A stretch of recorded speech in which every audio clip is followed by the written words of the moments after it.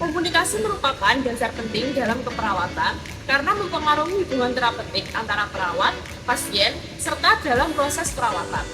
Teori komunikasi dan teori hubungan interpersonal Vetlau menjadi landasan untuk memahami proses interaktif yang efektif. Namun, berbagai hambatan seperti kelelahan, perbedaan bahasa, dan beban kerja sering mempengaruhi kualitas komunikasi terapeutik. Oleh karena itu, di dalam video ini, kita akan membahas teori dan model komunikasi dalam keperawatan, konsep hubungan interpersonal Vetlau, tahapan komunikasi terapeutik, serta hambatan yang mempengaruhi efektivitasnya. Dengan adanya video ini, diharapkan dapat meningkatkan kualitas hubungan interprofesional antara perawat dan pasien.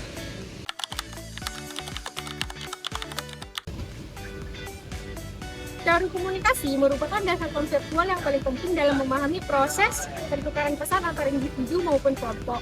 Setiap model komunikasi memiliki karakteristik dan konteks penerapan yang berbeda. Model-model komunikasi ada 3, yaitu linier, interaksional, dan transaksional.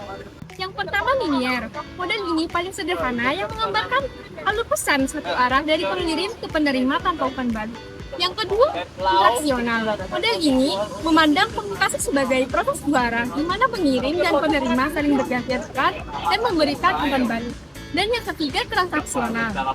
Model ini menekankan komunikasi sebagai proses simultan yang melibatkan pesan non-verbal dan verbal seperti ekspresi wajah, intonasi suara, dan bahasa tubuh yang membentuk pemahaman bersama.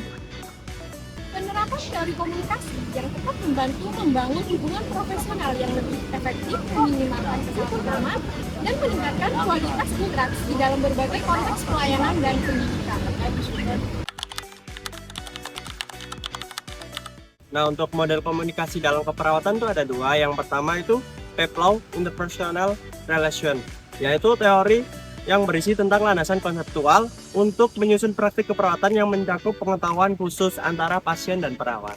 Dan yang kedua, ada teori Berlo, yang dimana itu media komunikasinya yang mempertimbangkan aspek emosional dan pesan.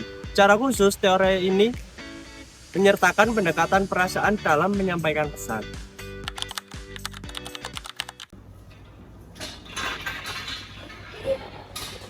Selamat pagi Ibu, perkenalkan saya Hana yang bertugas pada pagi hari ini. Sebelumnya saya ingin dilihat dalam identitas saya Ibu, bisa bantu menyebutkan nama dan tanggal lahir. Baik Ibu, di sini saya akan melakukan pemeriksaan tanda-tanda vital. Tujuannya untuk mengetahui tanda-tanda vital Ibu. Untuk pemeriksaannya ini sekitar 5-10 menit, apakah Ibu bersedia? Baik Ibu, saya akan menyiapkan alat-alatnya dulu ya.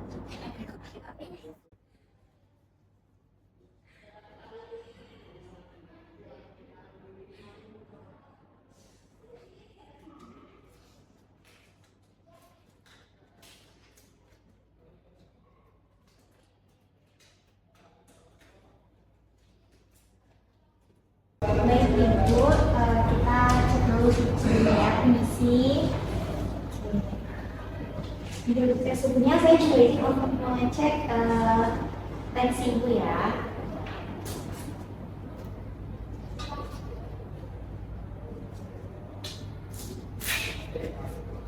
Bisa Ibu, pinjam tangannya.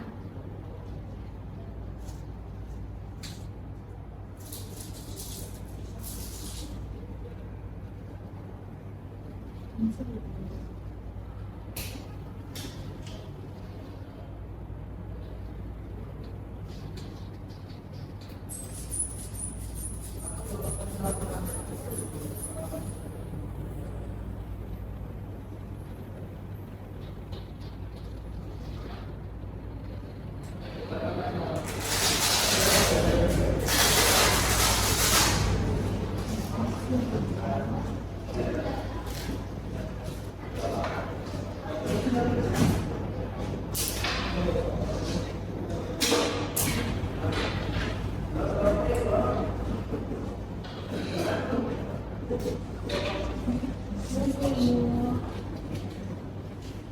Saya juga mengecek nanti ya Ibu.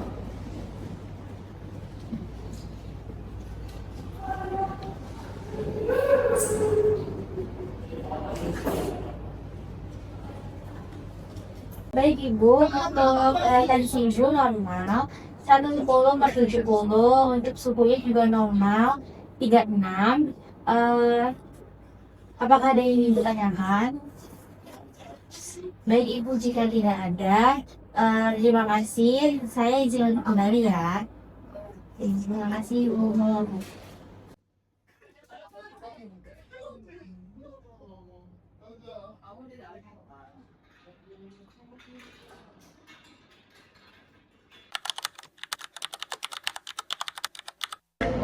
Selamat pagi Ibu, saya Amel, saya yang membantu Ibu.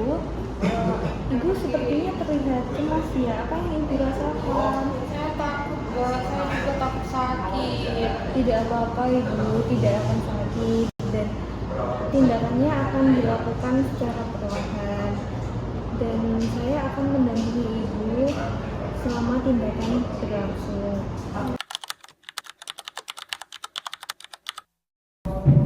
Permisi Bu, saya cek tanda binatang ya. Periksa tangan dulu.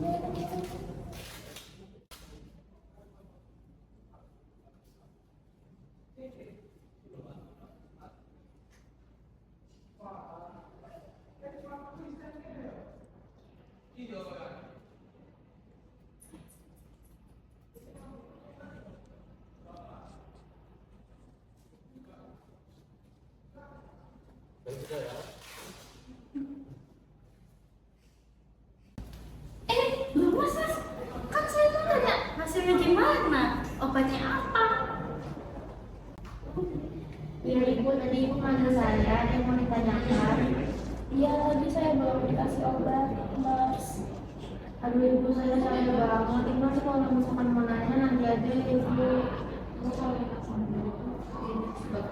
Bu, kondisi Ibu itu biasa aja. Banyak pasien yang di sini tuh lebih parah dari Ibu.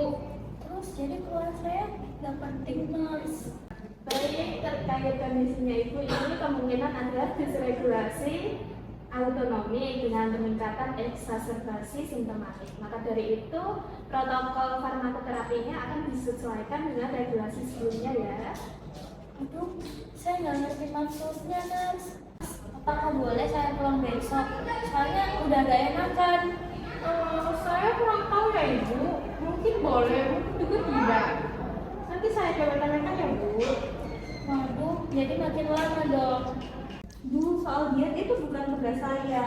Atau tugas saya ya? Saya juga kurang tahu. Atau nanti saya tanyakan ke perawat yang lain ya, Bu. Jadi saya harus tanya ke siapa ya, Nurse? Aduh, saya nggak tahu soalnya nggak pernah diajak rapat soal aturan baru. Jadi untuk kebijakan baru itu saya nggak tahu ngomong apa ya ke pasien. Oh, makanya informasi peraturan tuh beda-beda ya, Nurse.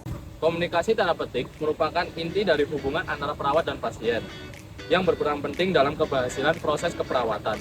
Melalui komunikasi yang efektif, perawat dapat memahami kebutuhan pasien secara holistik, membangun kepercayaan, serta menciptakan hubungan profesional yang mendukung proses penyembuhan pasien.